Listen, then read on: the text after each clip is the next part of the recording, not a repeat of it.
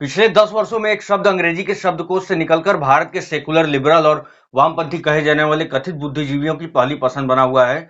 इस शब्द को दिल्ली के किसी कैफे में बैठा कोई बुद्धिजीवी तब उपयोग करता है जब उपयोग करता है तो उसका तात्पर्य एक अल्पसंख्यक के भीड़ से गुस्से से मारे जाने से होता है। यदा कदा यही शब्द मीडिया की रिपोर्टों, लिखे और लिखवाए जाने वाले लेखों में दिखाई पड़ता है। यह शब्द कुछ और नहीं बल्कि मॉब लीचिंग है। शायद आपने इसके बारे में सुना ही होगा। इसका जो शाब्दिक अर्थ है वो किसी भीड़ द्वारा किसी व्यक्ति की हत्या होता है, लेकिन इसकी जो व्याख्याएं हैं वो कई हैं। इसी मॉब लिंचिंग पर दिन भर बौद्धिक शोध चलाने वाले भारतीय वामपंथी लिबरल 93 वर्ष पुरानी एक घटना भूल जाते हैं। ज्यादा सही यह कहना होगा कि वह जानबूझकर भी इसे भूलने का प्रयास करते हैं। आज से ठीक 93 साल पहले यानी 25 मार्च 1931 में एक ऐसी ही मॉब लिंचिंग की घटना हुई थी। यह जो मॉब लिंचिंग थी वो कोई सामान्य घटना नहीं थी, न ही उसमें प्राण गंवाने वाला व्यक्ति कोई सामान्य व्यक्ति। यह मॉब लिंचिंग कानपुर में हुई थी।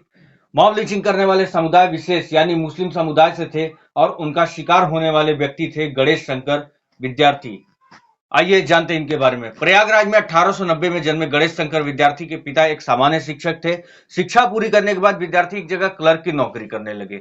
इसके बाद वह कानपुर में शिक्षक बन गए। हालांकि जो विद्यार्थी थे उनकी असल जो रुचि थी वो पत्रकारिता में थी। वो कानपुर में पत्रकारिता के साथ ही समाज सेवा से जुड़ गए। गणेश शंकर विद्यार्थी को केवल इसलिए मारा गया क्योंकि वह दंगों में फंसे लोगों को बचा रहे थे। उन्होंने अपने पत्रकारिता प्रेम और अंग्रेजों के विरुद्ध चल रहे आंदोलन को धार देने के लिए एक समाचार पत्र शुरू करने का निर्णय लिया था। यह निर्णय काफी कठिन था क्योंकि समाचार पत्र शुरू करने के लिए उन दिनों मात्र पैसे ही नहीं जरूरी थी इसके लिए, बल्कि आम आदमी को साहस की भी आवश्यकता थी। अंग्रेजी सरकार हर चीज पर अपना नियंत्रण रखती थी, वह हर चीज को दमन करना चाहती थी, अपने तरीके से कंट्रोल करना चाहती थी। विद्यार्थी ने अपने 3 साथियों के साथ प्रताप समाचार पत्र की स्थापना की। अंग्रेजों के दमन के विरुद्ध लिखने और स्पष्ट तरीके से अपनी बात लिखने के कारण यह जो समाचार पत्र था वो पत्रकारिता का प्रतिमान बन गया। इस समाचार पत्र में छपने वाले विद्यार्थी के लेख जनमानस की आवाज उठाते और सामंती व्यवस्था के खिलाफ प्रहार करते। विद्यार्थी को पत्रकारिता उतनी ही प्रिय थी जितना देश का स्वराज्य का सपना। वह कांग्रेस यानी तब कांग्रेस का जो अर्थ था वह स्वराज्य आंदोलन करने वालों का दस्ता हुआ करता था। इससे भी वे जुड़ गए। गांधी जी को उन्होंने अपना पूरा जीवन समर्पित किया। गणेश शंकर विद्यार्थी असहयोग आंदोलन में भी सक्रिय रूप से जुड़े रहे। उन्होंने कानपुर के मिल वर्करों की पहली हड़ताल का नेतृत्व किया। रायबरेली के किसानों के दर्द को जनता के सामने रखा। उन्होंने रायबरेली की किसानों के लिए बोलने पर जेल में डाला गया उन्हें।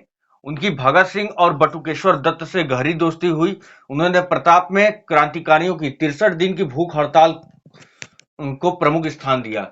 इसी हड़ताल में बाघा जतीन दास की मृत्यु हुई थी। वह 1925 से 1929 के बीच उत्तर प्रदेश की विधानसभा के सदस्य भी रहे। गणेश शंकर विद्यार्थी कानपुर में हमेशा समाज सेवा में एक्टिव रहे हैं।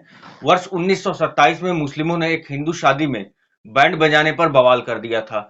विद्यार्थी ने कुछ नेताओं के साथ मिलकर एक मस्जिद के सामने संगीत बजाकर इस मानसिकता का उस समय विरोध किया था। वर्ष 1931 का दौर जब 23 मार्च को भारत के 3 सपूतों भगत सिंह, सुखदेव और राजगुरु को फांसी दी गई, तब पूरे देश में उबाल आ गया था। कांग्रेस समेत तमाम क्रांतिकारियों ने देश में हड़ताल, धरने और बंद का आह्वान किया था। कानपुर में भी बंद बुलाया गया था। सभी दुकानें और प्रतिष्ठान बंद करने की अपील थी। हालांकि देश के भावों से विरोध करने वालों की कमी अब भी नहीं है और तब भी नहीं थी। कुछ मुस्लिम दुकानदारों ने इस बंद को मानने से इनकार कर दिया था। यह सब अंग्रेजों के शह पर हो रहा था। दुकानें बंद ना करने के बाद सांप्रदायिक हिंसा भड़की और भीड़ गली मोहल्लों में जाकर लोगों को मारने लगी। इस दौरान विद्यार्थी जी भी कराची जाने की तैयारी कर रहे थे। वह कांग्रेस के एक अधिवेशन में शामिल होने की तैयारी में थे। जब उनके शहर का मिजाज बिगड़ गया तो वह यहीं रुक गए। उन्होंने दंगों में फंसे लोगों की सहायता करने का निर्णय लिया। उन्होंने इस दौरान तमाम हिंदू मुस्लिमों को दंगे की चपेट से बचाया, लेकिन एक दिन वह भी भीड़ के हत्थे चढ़ गए। कहा जाता है कि होनी को कौन टाल सकता है। 25 मार्च का दिन वह कानपुर के चौबेगला इलाके में भीड़ और दंगे को नियंत्रित करने का प्रयास कर रहे थे। युग पुरुष गणेश शंकर विद्यार्थी घटना के साथ हुए घटना विवरण के अनुसार चौबेगला के नई सड़क इलाके में 4-5 मुस्लिमों का एक ग्रुप आया और गणेश शंकर विद्यार्थी की तरफ चिल्लाते हुए मारने के लिए बढ़ा। इस समूह ने गणेश शंकर विद्यार्थी को खंजर घोंपा और लाठियों से उन पर कई वार किया और इस दौरान उन पर कुल्हाड़ी से भी वार किया। एक और किताब भारत के निर्माता गणेश शंकर विद्यार्थी में लिखा गया है कि पहले कुछ मुस्लिमों ने उनसे हाथ मिलाया और उनकी तारीफ की, उनसे एक भाषण देने की अपील की गई, फिर उन्हें एक जगह पर ले जाकर के छोड़ दिया गया। इसके बाद उन पर बारी बारी से सबने हमला किया। गणेश शंकर विद्यार्थी ने इस हमले पर अपने आप को आगे कर दिया। निशंस तरीके से उनकी हत्या हुई, उनके साथ के लोगों पर भी हमले हुए और उनकी जो लाश थी वो 2 दिन बाद एक बोरे में पैक मिली। गणेश शंकर विद्यार्थी अंतिम क्षणों तक लोगों से दंगा रोकने की अपील करते रहे। हालांकि नफरत में अंधे दंगाइयों पर इसका असर नहीं हुआ और ना ही होना था। और उनकी जब हत्या हुई, गणेश शंकर विद्यार्थी की जब हत्या हुई, तो वह मात्र 41 वर्ष के थे। वह इस उम्र में भी काफी ख्याति पा चुके थे और भारतीय स्वतंत्रता आंदोलन का एक बड़ा चेहरा बन चुके थे। लेकिन नफरती भीड़ ने यह ना देखकर मात्र यह देखा कि गणेश शंकर विद्यार्थी उन लोगों के मजहब से नहीं थे और उन्हें मार दिया। आज देश में मॉब लिंचिंग को लक्ष्यदार शब्दों में लपेटकर खूब हवा दी जाती है, लेकिन गणेश शंकर विद्यार्थी की हत्या पर बात भी नहीं होती।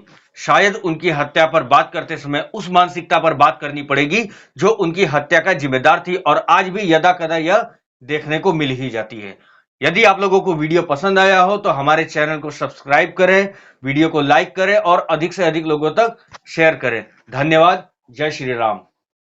मेरा ये चैनल सब्सक्राइब करें और मेरे हर अपडेट आपको मिले, इसके लिए बेल आइकन जरूर दबाइएगा।